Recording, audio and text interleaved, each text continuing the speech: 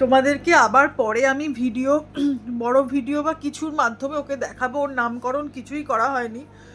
প্রথমত বলে রাখি, ওর মা আর বাঁচবে না, ওর মা খুব অসুস্থ।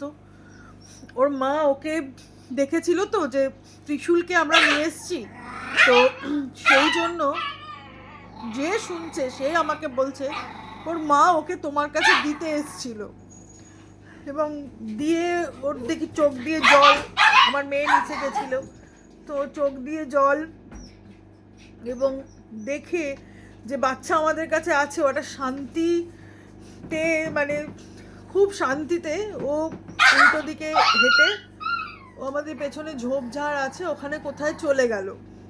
মানে ও নিশ্চিন্ত হলো যে বাচ্চাটাকে আমার কাছে দিয়ে গেছিলো। আজকের এই স্বার্থের দিনে, এই স্বার্থের যুগে একটা মানুষ একটা মানুষকে বিশ্বাস করতে পারে না, ভরসা করতে পারে না, সম্মান করতে পারে না, ভালোবাসতে পারে না।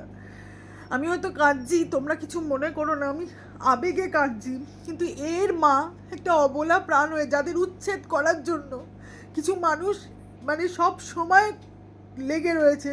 সুপ্রিম কোর্ট এরকম একটা রায় দিয়েছে, সে কিনা এই মানুষটার উপর ভরসা করে বাচ্চাটাকে দিয়ে গেল। আমি বাজরাংদের বাবাকে ফোন করে বলছি আমি তো ওকে তাড়িয়ে দিতে পারবো না। বাজরাংদের বাবা বলছে কোনো প্রশ্নই ওঠে না, ও আমার ঘরের লক্ষ্মী, কোনো প্রশ্নই ওঠে না। কিন্তু ভগবানের কাছে আমি বলছি যে আমি আর কত করব, আমি পারবো তো এতজনকে, আমার খুব ভয় লাগে মাঝে মধ্যে, আমি পারবো তো ওদের ভালো রাখতে, আমি পারবো তো ওদের ভালো রাখতে। আমি না খুব আবেগপ্রবণ হয়ে গেছি গো। ওদের এই ভালোবাসাটা না আমাকে বারে বারে আবেগপ্রবণ করে দেয়। আমি অনেক মানুষের কাছে ঝাঁটা লাথি গালাগালি খাই, কিন্তু আমি ওদেরকে ছাড়া বাঁচতে পারি না। আমি পারবো তো,